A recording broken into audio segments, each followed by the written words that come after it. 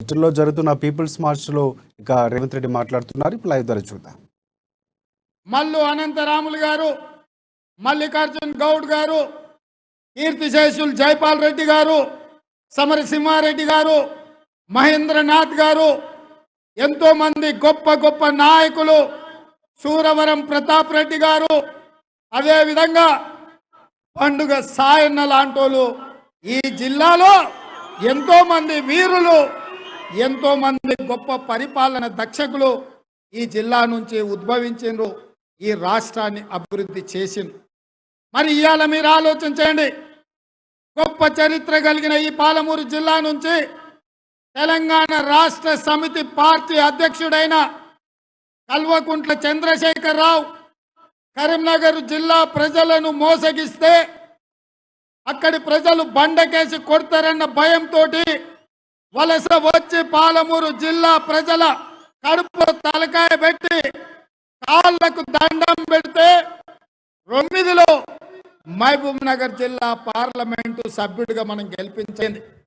ఆనాడు కృష్ణానది ఉప్పొంగి 2010లో అలంపూరు అతలాకుతలమైతే ఎంత రైతులకు మాట ఇచ్చిండు, నీళ్లలో మునిగి నిరాడ పేదలకు బంజారా హిల్స్లో ఆయన బంగళా అమ్మి పేదలకు ఇండ్లు కట్టిస్తా అని ఆయన మాట ఇచ్చిండు. అదే విధంగా 10 లక్షల మంది వలస పోయిన పాలమూరు తట్ట పని, పార పని, మట్టు పని, బొగ్గుబాయి వలసలు పోతుంటే ఈ వలసలు కడుపు తరక్కపోతుంది, నా దుఃఖం ఉప్పొంగుతుంది, కన్నీళ్లు ఆగుతలేవని ఆయన మాట్లాడి తెలంగాణ వస్తే మొట్టమొదట పాలమూరు జిల్లాను అభివృద్ధి చేస్తా, తెలంగాణ రాష్ట్రం పాలమూరు బిడ్డల కోసం రావాలి, పాలమూరు ప్రాంతం ఈ గడ్డ పసిడి పంటలతో పైరులతో ఈ ప్రాంతం అంతా అభివృద్ధి చెందాలి అని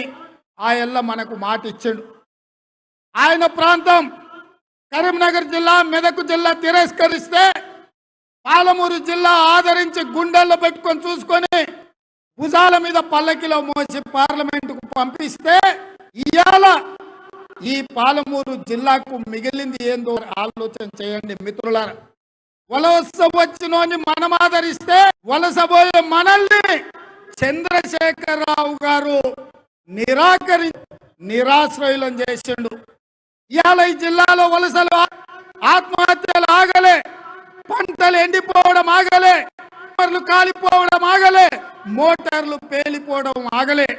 నిరుద్యోగ యువకులు ఉద్యోగ ఉపాధి లేక హైదరాబాద్ నడుపుకుంటుంటే పీజీలు పిహెచ్డీలు చదివిన మా యాదవన్నలు, మా పద్మశాలీలు, మా కుమ్మర్లు, మా బోయలు, వడ్డర్లు ఇవాళ రాళ్ళు కొట్టుకొని బతికే పరిస్థితి ఇంకా ఈ పాలమూరు జిల్లాకు దాపురించింది. నిన్నమన్న నేను చూసిన యాదవులకు గొర్రెలు ఇస్తాం, గౌడులు ఈదులు గీసుకోవాలి, మాదిగలు చెప్పులు కుట్టుకోవాలి, మా ముదిరాజు సోదరులు చేపలు పట్టుకోవాలి, మా ఎరకలోళ్ళు పందులు పెంచుకోవాలని ముఖ్యమంత్రి అంటున్నాడు. నేను అడుగుని ఈ వేదిక మీద నుంచి శ్రీమతి సోనియా గాంధీ గారు 60 ఏండ్ల సుదీర్ఘమైన పోరాటాన్ని 1569 మంది విద్యార్థుల ఆత్మ బలిదానాలను దృష్టిలో పెట్టుకొని ఈ 60 ఏళ్ల ఆకాంక్ష నెరవేర్చి తెలంగాణ రాష్ట్రం ఇస్తే ఇవాళ యాదవులు గొర్రెలు పెంచుకోవడానిక, ముదిరాజులు చేపలు పట్టడానిక, గౌడన్నలు కళ్ళు తీసుకోవడానికి, మా బోయలు అనాథలయ్యి ఉద్యోగ వలసలు పోవడానిక కేసీఆర్ కుటుంబమేమో రాజ్యాలు. ఈ జిల్లా బడుగు బలైన దళిత మైనారిటీ వర్గాల జిల్లా, అడవులలో. అదే విధంగా ఈ రోజు మీరు అటవీ ప్రాంతంలో కొల్లాటం నుంచి వచ్చిన వాళ్ళు, అచ్చంపేట ప్రాంతం నుంచి వచ్చిన వాళ్ళు, నల్లమల్ల అడవుల నుంచి, నేను కూడా ఆ ప్రాంతం నుంచి వచ్చిన మీ బిడ్డనే కాదు. 2006లో ఈ నియోజకవర్గంలో ఉన్న మిడ్జిల్ మండలంలో ఈ జడ్చర్ల శాసనసభ నియోజకవర్గంలో ఉన్న జడ్చర్ల మండలంలో నేనెవరో తెలియకుండా ఇండిపెండెంట్ గా నిలబడి కప్పు శాసన గుర్తుతోని వస్తే ఆయన మీరు ఆశీర్వదించి ఈ మొక్కను నాటితే ఈ మొక్క ఇవాళ వృక్షమై తెలంగాణ రాష్ట్ర కాంగ్రెస్ పార్టీ అధ్యక్షుడై ఇవాళ మీ ముందు నిలబడ్డాడంటే, హిమాచల్ ప్రదేశ్ ముఖ్యమంత్రి నా పక్కన కూర్చున్నాడంటే, మహారాష్ట్ర హోం మాజీ మంత్రి మాణిక్రావు ఠాక్రే గారు పక్కన కూర్చోబెట్టుకున్నారంటే, ఇంకొక పక్కన పెద్దలు ఉత్తమ్ కుమార్ రెడ్డి, కోమటిరెడ్డి వెంకటరెడ్డి గారు ఇవాళ నా భుజాల మీద లేస్తున్నారంటే అది నా గొప్పతనం కాదు మిత్రులారా, మిడ్జిల్ బిడ్డల గొప్పతనం. ఆయనలో మీరు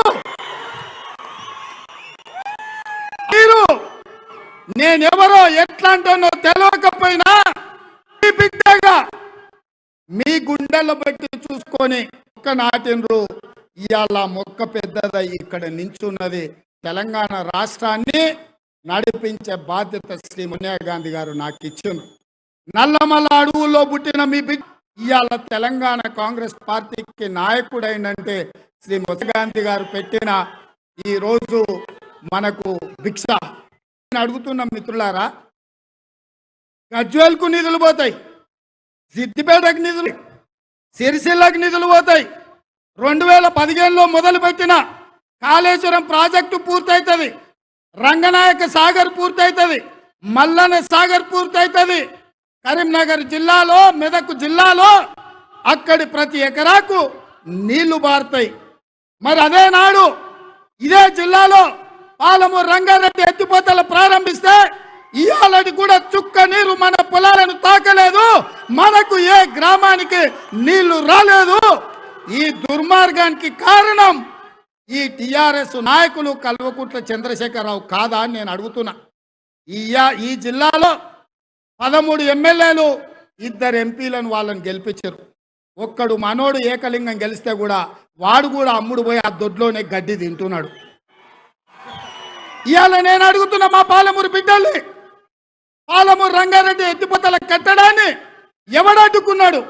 ఆయన ఆంధ్ర పాలకులు ఉన్నారు, పాలమూరు ఎడారిగా మారింది, పాలమూరు బిడ్డలు వలసపోతుండ్రు. సమైక్య రాష్ట్రంలో సీమాంధ్ర పాలకులు పాలమూరు జిల్లాకు అన్యాయం చేసిండ్రు అని చెప్పిండ్రు. ఆయన తెలంగాణ కావాలని మన బిడ్డ 2000 సంవత్సరంలో డాక్టర్ జిల్లాల చిన్నారెడ్డి గారు 41 మంది ఎమ్మెల్యేలతో సంతకం పెట్టించి శ్రీమతి సోనియా గాంధీ గారికి లేఖ ఇచ్చాను. మళ్ళీ తెలంగాణ ఉద్యమం మొట్టమొదట మొదలుపెట్టింది మన బిడ్డ వనపర్తి మాజీ మంత్రివర్యులు చిన్నారెడ్డి గారు. ఆయన 2000 సంవత్సరంలో వనపర్తి పట్టణంలో 10,000 మందితో బహిరంగ సభ పెట్టాలని చిన్నారెడ్డి గారు నిర్ణయిస్తే 40 మంది ఎమ్మెల్యేలు అక్కడికి వస్తే 50,000 మంది పాలమూరు బిడ్డలు అక్కడికి వచ్చి మాకు తెలంగాణ కావాలని మళ్ళీ తెలంగాణ ఉద్యమంలో నినదించింది ఈ పాలమూరు గడ్డ, ఈ పాలమూరు బిడ్డలు. మరి దిక్కుదెలవని పరిస్థితుల్లో చంద్రశేఖరరావు ఈ జిల్లాకు వస్తే తెలంగాణ ఉద్యమం ఊపిరాగిపోతుందన్న ఏకైక ఉద్దేశంతో పాలమూరు పార్లమెంట్ సభ్యుడిగా మనం గెలిపించినాం. ఇవాళ ఈ పాలమూరు ప్రజలకు చంద్రశేఖరరావు చర్మం ఒలిచి చెప్పులు కుట్టించినా కూడా తక్కువనే. కానీ ఇవాళ మన వలసలు ఆగలేదు, మన చావులు ఆగలేదు, మన పంటలు ఎండిపోవడం ఆగలేదు, మన పాలమూరు రంగారెడ్డి ఎత్తిపోతలు పూర్తి కాలేదు. ఆ ఎల్ల కొడంగల్ ఎమ్మెల్యేగా నేను కొట్లాడి తెచ్చిన నారాయణపేట కొడంగల్ ఎత్తిపోతల పథకం జీవో 69 అట్లనే ఉంది, పడావు పెట్టిండు. నా మీద కోపం ఉంటే నన్ను జైలు పంపిండు, 130 కేసులు పెట్టాడు. అయినా నేను నిలబడి కొట్లాడినాను. కానీ నారాయణపేట కొడంగల్ ఎత్తిపోతల పథకాన్ని నిలువరించడం ద్వారా 10 లక్షల మంది ఆ ప్రాంతంలో ఎడారి చేయడంతో ఆ 10 లక్షల మీద కక్ష సాధించే హక్కు ఈ కల్వకుంట్ల చంద్రశేఖరరావుకు ఎవడిచ్చిండో ఒక్కసారి ఆలోచన చేయండి మిత్రులారా. ఇవాళ మనము నాటిన మొక్క తులసి వనంలో గంజాయి మొక్కగా ఈ కల్వకుంట్ల చంద్రశేఖరరావు మారిండు. 2006లో మిడ్జిల్లో మీరు నాటిన మొక్క ఇవాళ పెద్దదై తెలంగాణకు నాయకత్వం వహిస్తుంది. 2009లో సావు బతుకుల మధ్యలో ఇక్కడికి వస్తే కట్లు కట్టి బతికించి పార్లమెంటుకు పంపిస్తే ఇవాళ మన పాలిట శనిలా, ఇవాళ శకునిలా చంద్రశేఖరరావు తయారయ్యిండు. 2 మొక్కలు ఈ జిల్లాలో నాటితే 1 మొక్క ఇవాళ రాష్ట్రానికి నాయకత్వం అయితే 2వ మొక్క గంజాయి వనంలో, తులసి వనంలో గంజాయి మొక్కగా మారి చంద్రశేఖరరావు ఇవాళ మన పాలమూరు అభివృద్ధిని అడ్డుకుంటున్నాడు. మిత్రులారా, ఇవాళ ఆలోచన చేయండి. పాలమూరులో ఉన్న మేధావులు, విద్యార్థులు, నిరుద్యోగ యువకులు, ఉద్యమకారులు, అమరవీరుల కుటుంబాలు, తెలంగాణ కోకునే వాళ్ళు చివరికి నల్లమల్ల అడవుల్లో నక్సలైట్ గా ఉండి ఇవాళ జనజీవన స్రవంతిల కలిసిన వాళ్ళని కూడా నేను ఆలోచన చెయ్యమని వేదిక మీద నుంచి అడుగుతున్నా. ఏ తెలంగాణ కోసం మనం కొట్లాడినామో, ఏ తెలంగాణ కోసం మన బిడ్డల ఆత్మ బలిదానాలు చేసుకున్నారో, ఏ తెలంగాణ వస్తే మన పాలమూరు జిల్లా బాగుపడుతుందని మనం అనుకున్నామో, ఇవాళ 9 సంవత్సరాల తర్వాత రాష్ట్ర ఏర్పాటు పూర్తయినా వెనక్కి తిరిగి చూసుకుంటే 69 నుంచి 2009 వరకు ఉద్యమంలో పాల్గొన్న నాగం జనార్దన్ రెడ్డి లాంటి వాళ్ళు 75 ఏళ్ల వయసులో ఇవాళ కూడా ఇక్కడ వచ్చి కూర్చొని ఈ తెలంగాణ కోసం కొట్లాడాలి, ఈ పాలమూరు జిల్లాను అభివృద్ధి చెయ్యాలనుకుంటుంటే అడ్డం పడుతున్న దుర్మార్గుడు ఎవరో మీరు ఒక్కసారి ఆలోచన చేయండి. ఆయల్లా ఉమ్మడి రాష్ట్రంలో పాలమూరుకు జరుగుతున్న అన్యాయాన్ని నిలువరించి చంద్రబాబు నాయుడు గారి దగ్గర కొట్లాడి కల్వకుర్తి ఎత్తిపోతల పథకానికి మంజూరు చేయించి 3,60,000 ఎకరాలకు నిధులు మంజూరు చేయించిన ఘనత నాగం జనార్దన్ రెడ్డి అయితే 2004లో ప్రభుత్వం వచ్చినాక ఆ ప్రాజెక్టు ద్వారా పనులు చేసి ఈ మహబూబ్ నగర్ జిల్లాలో ఎడారిగా ఉన్న పాలమూరు జిల్లాను అభివృద్ధి పదం వైపు నడిపించింది చిన్నారెడ్డి గారు, మల్లు రవి గారు, జైపాల్ రెడ్డి గారు ఈ పనులు చేసిండ్రు. మనకు అధికారం ఉన్నప్పుడు, మన వాడు కుర్చీలో ఉన్నప్పుడు శ్రీశైలమైనా, నాగుంసాగర్ అయినా, కల్వకుర్తి అయినా, భీమా అయినా, నెట్టంపాడైనా, కోల్సాగర్ అయినా, జూరాలైనా, చివరికి జడ్చర్లలో వచ్చిన SEZ అయినా, హైదరాబాదు బెంగళూరు హైవే అయినా, పాలమూరులో మర్రి చెట్టు కాడ నుంచి ఈ ప్రాంతాన్ని అభివృద్ధి పదం వైపు నడిపించింది కాంగ్రెస్ పార్టీ అధికారంలో ఉన్నప్పుడే. మరి ఇవాళ ఈ 9 ఏళ్ళ చంద్రశేఖరరావు ముఖ్యమంత్రి అయిండు, శ్రీనివాస్ గౌడ్ మంత్రి అయిండు, ఈడ మీకు కూడా సన్నాసి ఉన్నాడు నల్లికుట్లోడు. ఈ నల్లికుట్ల సన్నాసి 3 సార్లు 4 సార్లు ఎమ్మెల్యే అయిండు, వైద్య ఆరోగ్య శాఖ మంత్రి అయిండు. ఆ సన్నాసి పల్లికలు ఇస్తాడు కానీ 100 పడకల ఆసుపత్రి మీకు తీసుకురాలి. ఉన్న హాస్పిటల్లో కరెంటు పోతే పెట్టుకోనికే జనరేటర్ లేదు. మరి నిన్నమనేమన్నా వచ్చిందేమో నాకైతే తెలియదు. అట్లాంటి వాడు ఇప్పటికి కూడా జనరేటర్ లేదు కదా, తీసుకుపోయి ఓ రోజు హాస్పిటల్లో కట్టేస్తే కానీ ఆ సన్నాసికి తెలియదు. ఆ సన్నాసి ఎమ్మెల్యేని చేస్తే ప్రజా సమస్యల మీద కొట్లాడింది వదిలేసి రియల్ ఎస్టేట్ దందాలు చేసి ఎకరాలు కొనుక్కొని బకరాలకు అమ్ముకుంటాడు. అట్లాంటోడు మనకి ఎమ్మెల్యే అవసరమా? అట్లాంటోడు ఈ చర్చలకు అవసరమా? ఆయల్ల సంవత్సరంన్నర కోసమే ఉన్న మల్లు రవి గారు ఇవాళ ఏ గ్రామంలో పోయినా సీజన్. ఇప్పుడు పెద్దలు బట్టి విక్రమార్క గారి పాదయాత్ర కిష్టంపల్లి వరకు కొనసాగుతుంది.